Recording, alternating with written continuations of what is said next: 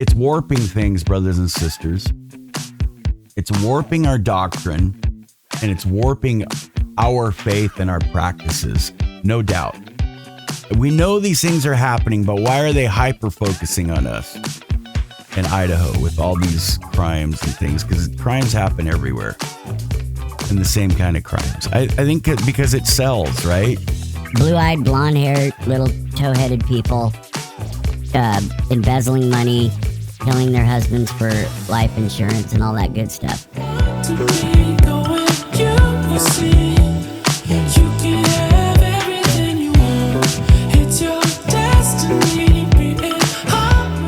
Okay, this is something I've been wanting to talk about for quite some time, and it's the Latter-day Saints being slung through the mud. Slung through the mud? No. You sling mud at people. You drag people through mud. You don't drag mud at people and sling people through the mud, right? Like Willy Wonka says, strike that, reverse it. This way, please. You know what? I went and took the kids to see Willy Wonka with Andrea, and I wasn't going to say a good word, but it wasn't good. It was like AI generated the script, no doubt. Everything is AI generated, and guess what? AI, you cannot fool us. We know who you are.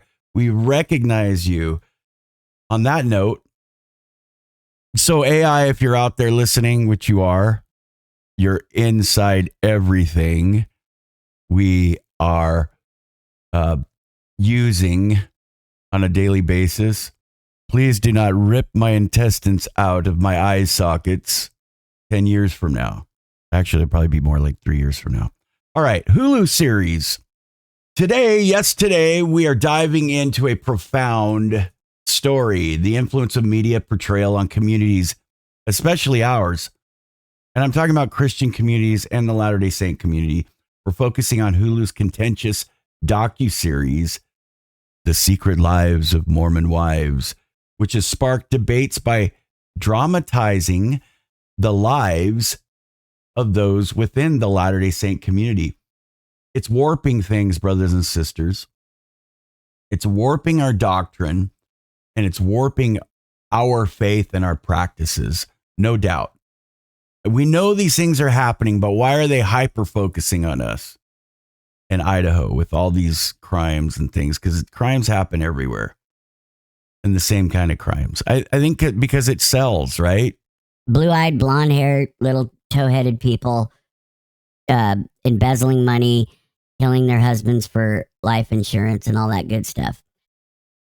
So what we're doing today is part of a disturbing trend where, this series that they're talking about it's just part of a disturbing trend where religious groups, particularly us, Latter-day Saints, and mostly us now, we are misrepresented. They're often associating us with crime and controversy, right? The Daybells, I can go on. This highlights a larger issue of religious stereotypes in the media. The 2022 Global Faith and Media Study by Harris X reveals a widespread demand for addressing religious stereotypes with the same urgency as those based on gender and race, showing a public desire for change and more accurate media representations. We're going to get into the article here in a second. Angela Redding of the Radiant Foundation points out that the media's perpetuation of faith-based stereotypes stems from a lack of education and understanding, not malice. I don't know about that. It's just whatever sells, right? People want juicy, nitty-gritty stuff. And you mix what's supposed to be good and wholesome with the dark and demented and ominous and murky, and you get money.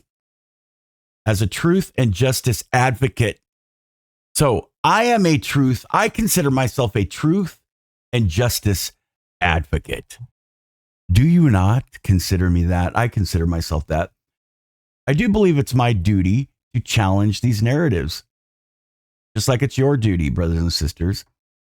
We need to demand more accurate, respectful portrayals of us.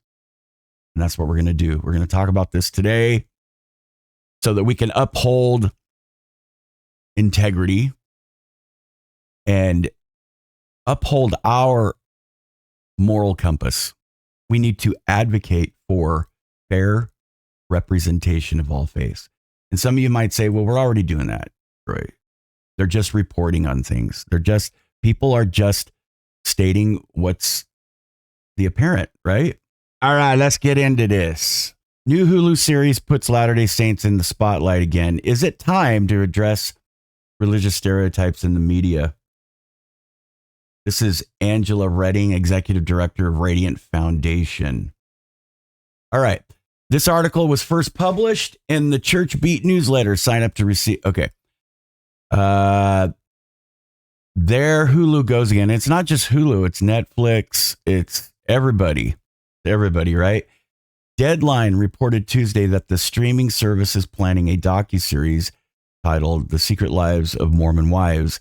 Secret Lives is a reference to women who are swingers, a term for people who swap partners, which makes the title sensational and offensive on multiple levels, beginning with the fact that adultery is roundly acceptable to Americans and extending to the fact that it wouldn't be representative of the doctrine and practices of the Church of Jesus Christ of Latter-day Saints. In the past 21 months, Hulu has released 3 other series reportedly about Mormons who were about murderers. One show released in early January includes an episode titled The Mormon Manson. The third was about a mother who apparently left the church to marry another mother. Disturbingly, this Hulu trend comes at a time when a majority of people around the world are saying they are tired of false religious stereotypes.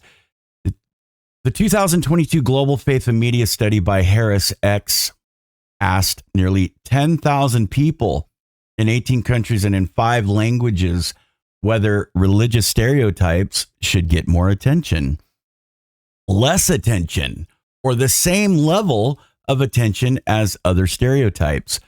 Well.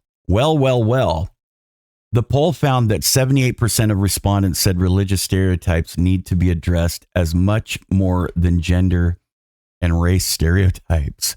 Interesting. But when they say religious stereotypes, they mean Latter-day Saint and Christian stereotypes. What is the sign of a true church? It is persecuted. That is right. People want stereotypes to change. Religion is the most sensationalized, the most stereotyped. Radiant Foundation Executive Director Angela Redding said Tuesday during a panel discussion at the 2024 IRF Summit on International Religious Freedom. What we see from Hollywood is political. I agree. It's divisive and often sensationalized. Man, she's telling it how it is, ain't she?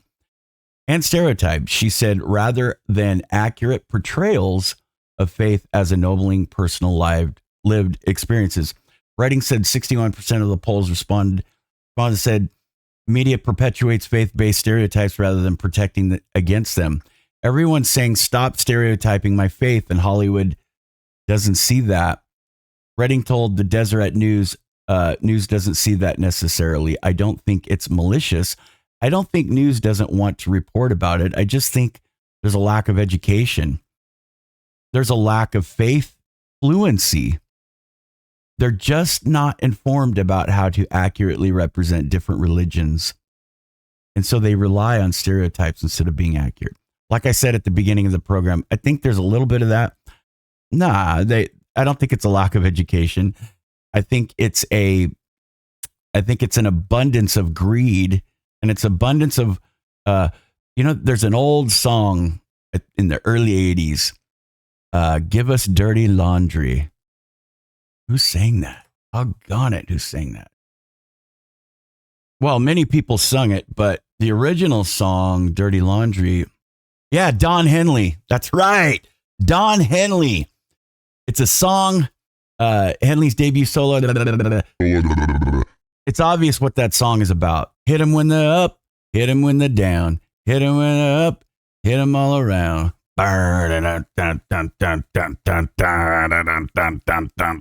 right? Give us dirty laundry. And that's what people want. That's what people want. Actress and producer Marisol Nichols resonated with the data from the study by Harris X and the Radiant Foundation. She told Redding during their IRF Summit panel discussion that the study's findings should add to growing interest in Hollywood for faith-related material after the financial success of movies like Hacksaw Ridge and Sound of Freedom.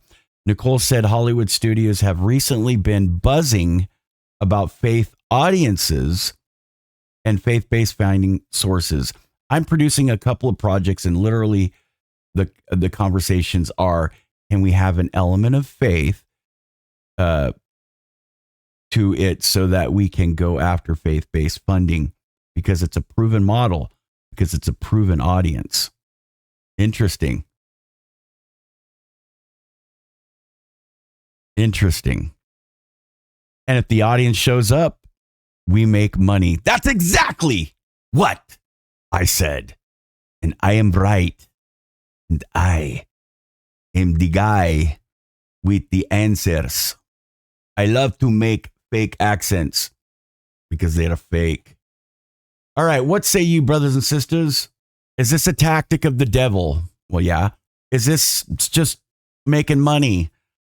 Should we know about these things? Where do we draw the line? People have freedom of speech, freedom of creative, what do they call it? Creative freedom, right? Freedom of creating, freedom of lots of stuff. I like true stories. But, how are you going to stop the almighty dollar when everybody's trying to get some, right? And that's what it is. What say you? Let me know in the comments section. Put it down below, right down here. Okay. And don't forget, I'm on Twitter, X. We've got a podcast. I know you recognize recently, I haven't been putting a podcast out every day. I'm on Spreaker. That's where I would prefer you to be if you like podcasts. But most importantly, I'd like you to listen from YouTube. You could go directly to Twitter too. If you're not following me on Twitter, follow me there. My YouTube videos are embedded in X or Twitter. You can listen to them right from Twitter or X. So I prefer YouTube. But if you want to listen to podcasts, I'm on all your favorite podcasts as well. And I will randomly be uploading to Rumble again soon. Anyway, thank you so much. Bye.